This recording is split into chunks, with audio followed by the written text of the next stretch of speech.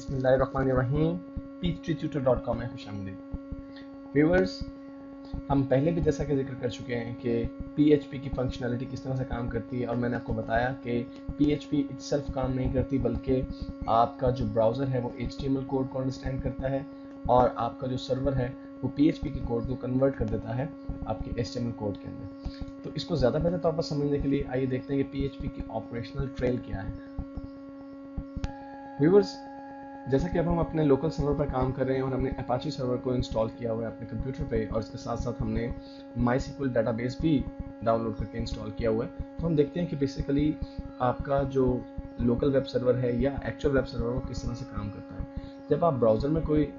Web URL लिखते हैं या एड्रेस लिखते हैं, जैसे कि अभी हमने अपने एक सैम्पल पेज क्रिएट किया था हेलो वर्ल्ड का, तो हम उसका पूरा URL लिखते थे कि लोकल होस्ट में किस फोल्डर में जाके आपको वो पेज जो है लोकेट करना है। जब आप ब्राउज़र में कोई URL लिखते हैं तो ब्राउज़र वो URL ढूंढता है आपके सर्वर पे आके, उस सर्वर पे आके उस पेज को फाइंड करता है। वो hello.php नामी फोल्डर फाइल को जब फाइंड करता है तो उसकी जो एक्सटेंशन है वो PHP है। अब PHP को ब्राउज़र अंडरस्टैंड नहीं कर सकता, इसलिए सर्वर क्या करता है, सर्वर उसके लिए प्रोसेसिंग करता है। सर्वर इस PHP फाइल पे प्रोसेस करता है, और इस दौरान अगर उस PHP फाइल के साथ यानी आपके वेब पेज के साथ कोई डाटाबेस से रिलेटेड जो है कनेक्टिविटी है, या डाटाबेस से रिलेटेड कोई क्यूरी आपने इंसर्ट की है, या आप डाटा से मुतालिक कोई क्वेश्चन कर रहे हैं उस सवाल पेज पे, तो वो पेज ऑटोमेटिकली एक्सेस करेगा आपके डाटाबेस पे। वो आपका जो डाटाबेस है वो MySQL डाटाबेस में जो आपने डाटाबेस क्रिएट की होगी, जो कि हम लेटर ऑन आगे चल के डिटेल से सीखेंगे।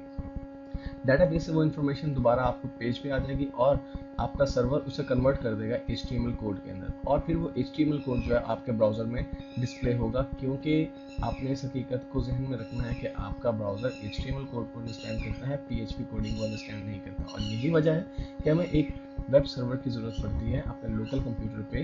ताकि हम PHP के ज़रिए वेब पेजेस को बनाने के बाद उसको प्रीव्यू भी कर सकें। तो व्यूअर्स, अब अगर हम इस ऑपरेशनल ट्रेल को अच्छी तरह समझ चुके हैं तो आगे हमें काम करने में बहुत आसानी होगी।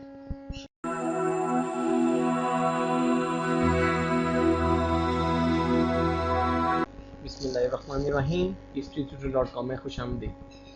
व्यूअर्स, अब जबकि आप PHP को लर्न करना शुरू कर चुके हैं तो एक बहुत ही अहम और इम्पॉर्टेंट एलिमेंट है जो कि ना सिर्फ PHP बल्कि किसी भी प्रोग्रामिंग लैंग्वेज को समझने के लिए और इस्तेमाल करने के लिए इंतहाई अहमियत का हामिल है, वो है कमेंट्स।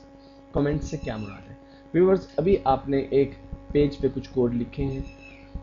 आपको अभी तो ये याद है कि ये कोड किस मकसद के लिए मैंने लिखे हैं। ये तो बहुत ही सिंपल से कोड जो हमने यूज़ किए हैं, लेकिन लेटर ऑन हम PHP में जाके बहुत ही कम्प्लेक्स किस्म की कोडिंग भी करेंगे,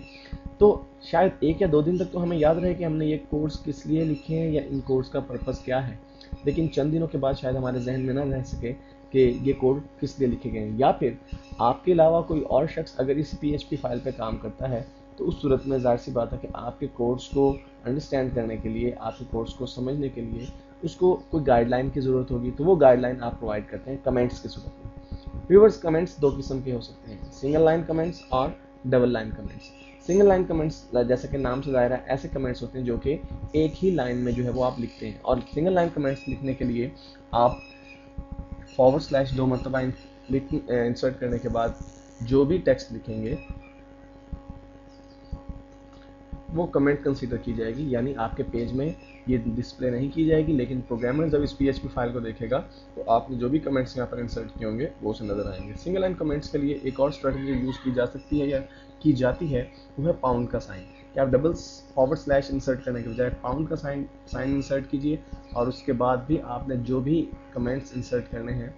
वो आप इंसर्ट कर सकते हैं। ये दोनों ही टेक्निक्स सिंगल लाइन कमेंट्स को इंसर्ट करने के लिए। लेकिन अगर आपको डबल लाइन कमेंट्स इंसर्ट करने हो, यानी डबल लाइन कमेंट्स जैसा कि नाम से जाहिर है ऐसे कमेंट्स होंगे जो कि एक से ज़्यादा लाइंस पर मुश्तमिल होंगे, उस सूरत में आपको एक और टेक्निक यूज़ करना पड़ेगी। आपको एक / और फिर स्टेरिक का साइन इंसर्ट करना पड़ेगा, और उसके बाद आप जो कुछ भी लिखते हैं